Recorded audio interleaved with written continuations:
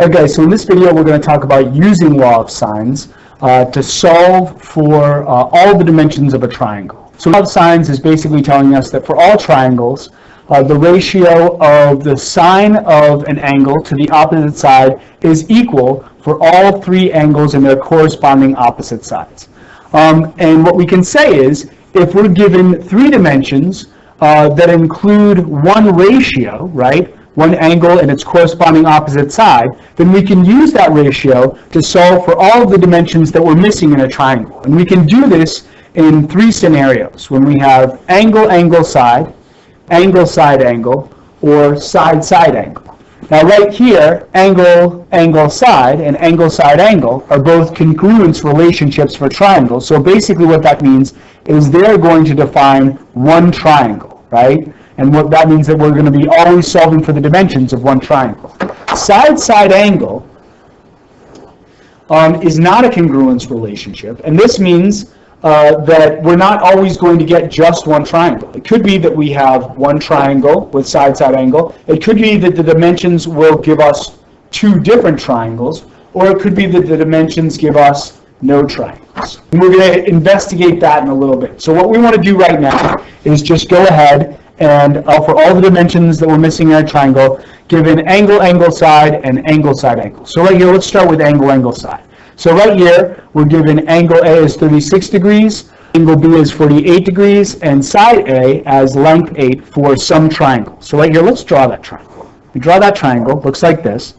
Right here, we've got our angle A, right? We've got our angle B, and we've got our side A opposite our angle A. That means that the dimensions we're missing are side B, angle C, and side little c. So right here what we're going to do is set up the ratio that we have, which is the ratio for A, right? Angle A to side A. So we've got sine of 36 degrees, that's angle A, to our length of 8, which is the side opposite A. And right here, we're going to set that equal to the ratio involving the other dimension that we're given, right? So the other dimension we're given is angle B, so we're going to say sine of angle B, 48 degrees, over, and then side B, which is one of the dimensions we're missing. Now right here, what we've got is an equation involving the variable side little b. And right here, what we can do to solve for b is basically just multiply b on both sides. And now right here, what we can also do is, after we multiply by b on both sides, we can multiply by the reciprocal of sine of 36 over 8. And when we do that, what we're given is b is equal to, right here, 8 sine of 48 degrees over sine of 36 degrees. And right here, that gives us side b as 10.11. So we've got side B as a length 10.11 of some unit. We're not specifying the unit here. Now right here we don't have angle C or side C, but we do know that there are 180 degrees in a triangle, right? So we can say that angle C must be 180 degrees minus the sum of the other two angles, 36 degrees and 48 degrees. And that's going to give us our angle C as 96 degrees. And now since we've got angle C, we can use our original ratio in the same way we did with angle B to solve for side little c. So right here we can say now that sine of 36 degrees over our side of 8 equals sine of 96 degrees over side little c. And then right here, we multiply c on both sides and then multiply by the reciprocal of sine of 36 over 8. And that gives us c as equal to 8 sine of 96 degrees over sine of 36 degrees. And that gives us our side little c as 13.53. And those are all the dimensions. So right here, what we want to try to do is get one ratio and use that ratio through the whole problem. Now we want to use this ratio through the whole problem because it's got the most accurate numbers in it. So right here it's going to give us the most accurate outputs for all of the dimensions we're solving for.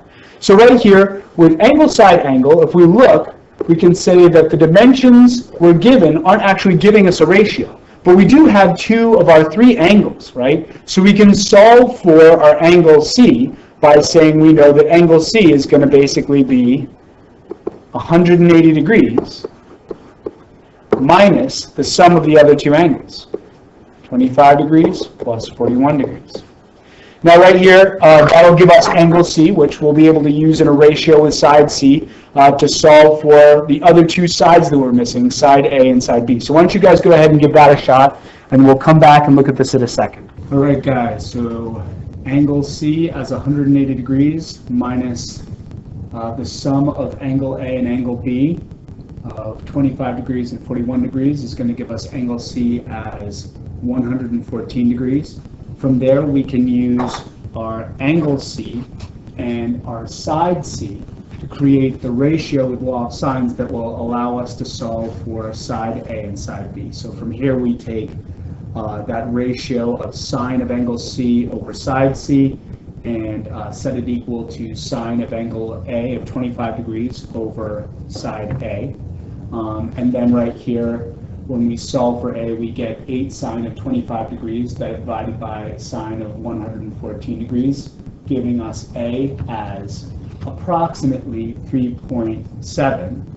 And then we've used the ratio of sine of angle C over side C again, and set that equal to sine of angle B, 41 degrees, over side B. And solving for B, we get 8 sine of 41 degrees divided by sine of 114 degrees, giving us side B as 5.75. All right, guys, so that's it for law of sines, and we will next look at law of cosines.